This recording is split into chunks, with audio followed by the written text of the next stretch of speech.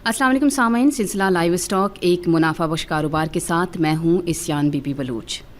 सामाइन, शोबा ज़राअत की अहमियत पाकिस्तानी मईशत में रीढ़ की हड्डी की हैसियत रखता है, चूँकि देहात की 70% से ज़ायद आबादी का इन्हिसार इसी शोबे पर है और 42% लोगों का कारोबार भी इसी शोबे से जुड़ा है।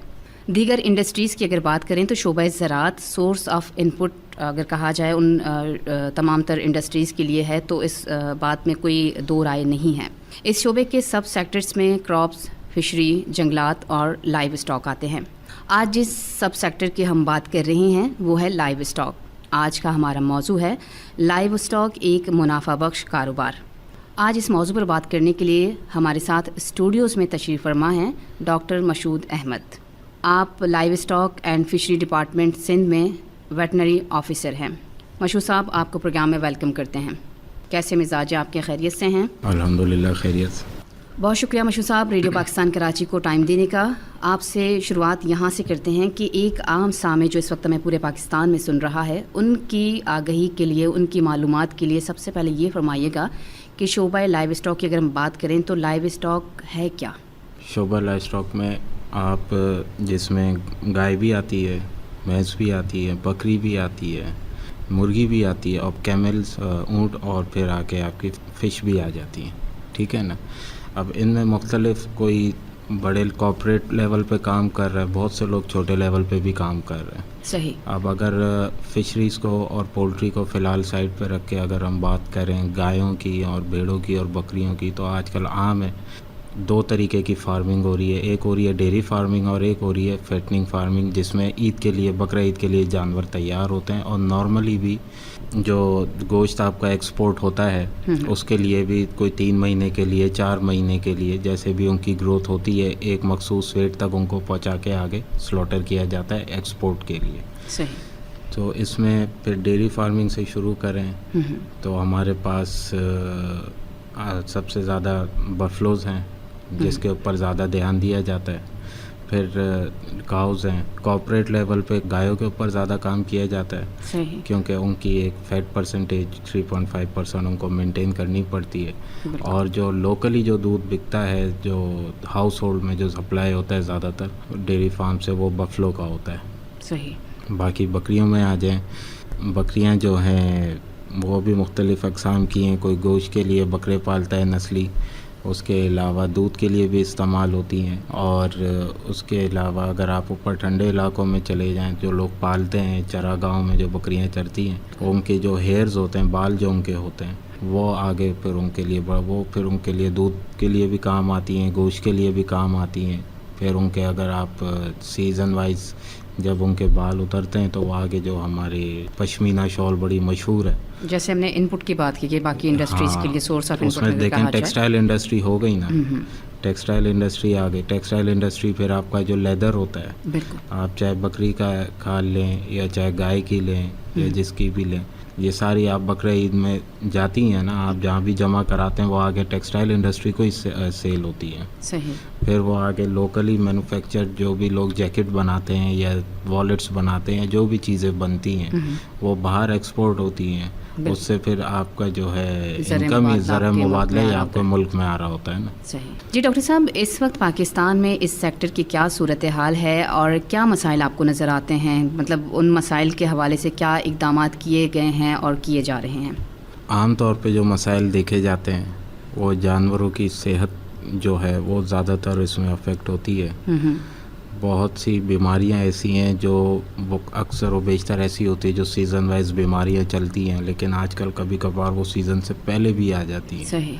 तो फार्मर्स को ये बहुत सारी चीज़ें अफेक्ट करती हैं। जैसे रिसेंटली आप देखें स्किन का जो था, लंपी स्किन पिछले साल गया, ठीक है। अभी आप रिसेंटली देखें जो साइक्लोन हिट हुआ है ये थरपारकर वाली साइड पे और ठट्टा बदीन वाली साइड पे, तो वहाँ पे जैसे बारिश हो गई, रेन एमरजेंसी अभी जैसे सिंध में लगी थी, तो बारिशों की वजह से जो बीमारियाँ होती हैं जानवर को, नज़ला, ज़ुकाम, बुखार और बहुत सारी बीमारियाँ, क्योंकि एक तो वो जानवर जो फार्म में है हमारे शहरी इलाकों में जैसे कराची, हैदराबाद, यहाँ जहाँ फार्मिंग हो रही है, एक वो जानवर है जो स्कैटर्ड है। जैसे آپ رورل ایریاز میں چلے جائیں, گاؤں دیہات میں چلے جائیں, وہاں جانوروں کے اوپر اتنی بہتر چھت نہیں ہے کہ وہ پانی سے محفوظ رہ سکیں.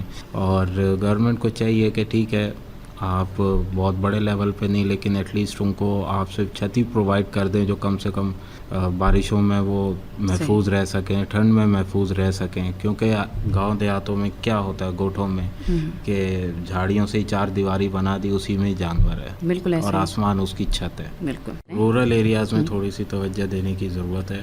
پوٹینشیل بہت ہے, اس میں کوئی شک کی بات نہیں ہے. بکریاں ہو گئیں, آپ کی گائے ہو گئیں, اگر آپ تھر والی سائڈ پہ جائیں وہاں کی, اگر آپ جیسے تھری بریڈ کی گائے ہے, اس کا سب سے بڑا ایڈوانٹیج یہ ہے کہ وہ اس کی جو ٹیمپریچر کو, چاہے سردی ہو یا گرمی ہو, اس کی قوت برداشت بہت اچھی ہے ان چیزوں کے اوپر. کیونکہ اگر ہم لیٹ سے کراچی سے ایک جانور لے کے جاتے ہیں لاہور, وہاں کی سردی, وہاں کی گرمی الگ ہے ایز کمپیئر ٹو کراچی, کیونکہ کراچی میں ہیومیڈیٹی فیکٹر بہت افیکٹ کرتا ہے, انسانوں کا ہی وہ ہو جاتا ہے. تو لیکن اگر ہم برا حال ہو جاتا ہے, تو تھر کی جو بریڈ ہے وہ ٹیمپریچر ٹالرنٹ بہت اچھی ہے, چاہے گرمی ہو چاہے سردی ہو. مطلب سختیاں اگر موسم کی کہہ لیں. اور بھی ایسی بریڈز ہیں جن کے اوپر کام کیا جائے تو وہ ملک بھی ان کا انکریز کیا جا سکتا ہے, میٹ کوالٹی بھی اس کی اچھی کی جا سکتی ہے. جی سامعین, آپ سن رہی ہیں زرخیز پاکستان پروگرام کا سلسلہ لائیو اسٹاک ایک منافع بخش کاروبار, اور میں ہوں آپ کے ساتھ ایسیان بی بی بلوچ. اور اس وقت ہمارے ساتھ تشریف فرما ہیں جناب ڈاکٹر مشہود احمد صاحب, جو شعبہ livestock and fishery department of Sindh میں جو ہے ویٹ ڈاکٹر ہیں, اس وقت اپنے تمام تر فرائض سر انجام دے رہے ہیں. ڈاکٹر صاحب, شعبہ لائیو اسٹاک کی معاشی اہمیت کی اگر بات کریں تو اس پہ بھی آپ ضرور بات کیجیے گا, اور ملک کی جی ڈی پی میں اس سیکٹر کی کیا اس کا کنٹریبیوشن ہے, اور پچھلے چند سالوں کی اگر بات کریں تو آپ کیا دیکھتے ہیں, اعداد و شمار کے بارے میں کیا کہتے ہیں, اور اب تک کیا بہتری آئی ہے یا کیا آؤٹ پٹ دیا ہے اس شعبے نے؟ پاکستان اکنامک سروے جو کہتا ہے, جو 2022 اور 2023 کی جو رپورٹ ہے, اس میں لائف اسٹاک کا جو ٹوٹل شیئر ہے, ایگریکلچر کا جو ٹوٹل شیئر ہے, اس میں لائف اسٹاک کا جو شیئر ہے وہ ہے 62.68%. ٹھیک ہے, اور ٹوٹل جی ڈی پی میں لائف اسٹاک کا شیئر ہے 14.36%. ٹھیک ہے, جو بڑی ہی ہے, گرو کیا ہے 3.78% کے حساب سے ایز کمپیئر ٹو پچھلے سال جو تھا 2.25%. بہتری یہ ہے کہ ہمارا جو لائف اسٹاک کی جو پروڈکٹس ہیں, جس میں دودھ ہو گیا, پھر دودھ کی بھی آگے پروڈکٹس ہو گئیں, کریم بنتی ہے, چیز بنتی ہے, پھر آ جائیں آپ گوشت کے اوپر جو اب ماشاءاللہ کافی ایکسپورٹ ہونے لگ گیا ہے, اور بڑے لیول پہ بھی ہوتا ہے, چھوٹے فارمرز بھی کرتے ہیں, ان میں جو پرائیویٹ سلاٹر ہاؤس ہیں وہ ان کا کافی ساتھ دیتے ہیں ایکسپورٹ کروانے کے لیے سلاٹرنگ کے حوالے سے. تو اس وجہ سے جی ڈی پی میں جو ہے, اور سب سے اچھی بات یہ ہے کہ جو اسمال ہولڈرز فارمر ہیں آج کل لوگوں نے کافی نوٹس کیا ہوگا, اور یہ نوجوان نسل اس میں کافی انوالوڈ ہے. جیسے کسی نے گھر میں 4 بکریاں رکھ لی یا 2 بکرے رکھ لیے عید کے لیے, تو یہ اچھی چیز ہے. نوجوان نسل کے حساب سے میں بات کر رہا ہوں کہ کم سے کم وہ جو بھی شوق کر رہے ہیں پیرنٹس کے سامنے کر رہے ہیں, بری چیز نہیں ہے, اور اس سے اچھی ارننگ کما رہے ہیں. کوئی لوگ گھر میں بکریاں بھی رکھ رہے ہیں, ان سے بچے لے رہے ہیں, بڑے کر کے بیچ بھی رہے ہیں. ایک چھوٹا سا انہوں نے ایک بزنس بنا لیا ہے, جو کہ پہلے دیکھنے میں نہیں آتا تھا. اب الحمدللہ ہر گھر میں کم سے کم 2 سے 3 یا 1 تو بکرا یا بکری تو نظر آ ہی رہی ہے. جی مشہور صاحب, جیسا کہ آپ نے بتایا کہ آج کل میں نوجوان نسل جو ہے اس شعبے کے حوالے سے بہت ہی زیادہ انٹرسٹڈ ہیں, اور کاروبار بھی اپنے پیمانے پہ کہہ لیں کہ اسمال بزنس کی طرف جا رہے ہیں. تو اس شعبے کے بارے میں اکثر یہ خیال بھی کیا جاتا ہے کہ ایک منافع بخش جو ہے وہ شعبہ ہے, جیسا کہ آج اس انٹرویو کا موضوع بھی ہے کہ لائیو اسٹاک ایک منافع بخش کاروبار. تو اس پر آپ کیا فرمائیں گے؟ لائیو اسٹاک ایک منافع بخش کاروبار ضرور ہے. اس میں بیسک چیز یہ ہے کہ بندہ چاہے ڈیری کا کرے, چاہے میٹ کا کرے, یا چاہے پولٹری کا کرے. اور آج کل رجحان فشنگ کی طرف بھی جا رہا ہے, جیسے کہ فشنگ کی طرف, فش فارمنگ کی طرف, جو پہلے لارج اسکیل میں ہوتی تھی, مطلب جس کے لیے اب بڑے بڑے تالاب چاہیے ہوتے تھے, اب وہ تھوڑا سا شرنک ہو گیا. لوگوں نے ٹینکس کے اندر بھی مچھلیوں کی نشو نما کرنا شروع کر دی ہے, جو آگے ان کو, جیسے ہم میٹھے پانی کی مچھلی جسے کہتے ہیں.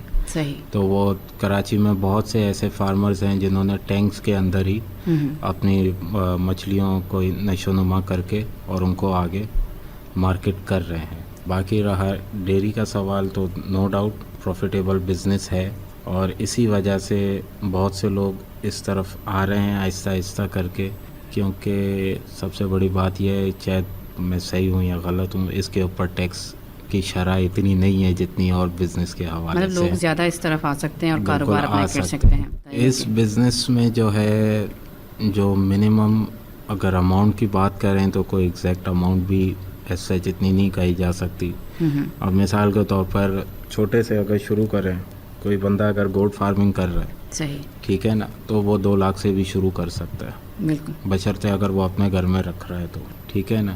وہ اگر فارمنگ کی طرف جا رہا ہے تو ظاہر ہے اس کو جگہ بھی چاہیے، تو پھر اس کو آگے لیبر بھی چاہیے، لیکن یہ ایک تھمب رول ہے، چاہے ہم ڈیری فارمنگ کریں، چاہے ہم میٹ فیٹنگ کی طرف جائیں، لائف اسٹاک چاہے ہم بڑے جانوروں کی کریں، چاہے ہم بھیڑ بکریوں کی کریں، یہ ایک تھمب رول ہے ایٹ لیسٹ کہ 1.5 سے 2 سال آپ نے اپنی جیب سے کھلانا ہے، صحیح، مطلب ٹھیک ہے وہ نا۔ سارا مطلب کوئی بھی بندہ اگر اس کاروبار کو شروع کرے تو یہ ذہن میں یہ نہ کرے کہ اگلے مہینے سے ہی میرے پاس پروفٹ آنا شروع ہو جائے گا، کیونکہ یہ ایک پوری سائیکل ہے، بالکل ٹائم لگتا ہے، کیونکہ ظاہر ہے جانور جتنے آہستہ آہستہ بڑھتے رہیں گے آپ کے پاس، تو آپ کی انکم جنریٹ ہونا شروع ہوتی رہے گی، اور اس کی کہتے ہیں نا ویلیو بھی ود ٹائم بھی بڑھتی رہے گی، کیونکہ مین جو اگر آپ ڈیری فارم کی طرف جائیں تو آپ کی کیا چیز ہے، ایک دودھ ہے، ٹھیک ہے، اور ایک اس گائے میں سے جو آپ کو بچہ مل رہا ہے، بالکل، ٹھیک ہے نا، وہ آپ کی ایکچوئل کمائی ہے، پروفٹ کہہ لیں آپ، پروفٹ وہ کہہ رہے ہیں، ٹھیک ہے۔ اب اگر وہ میل ہوتا ہے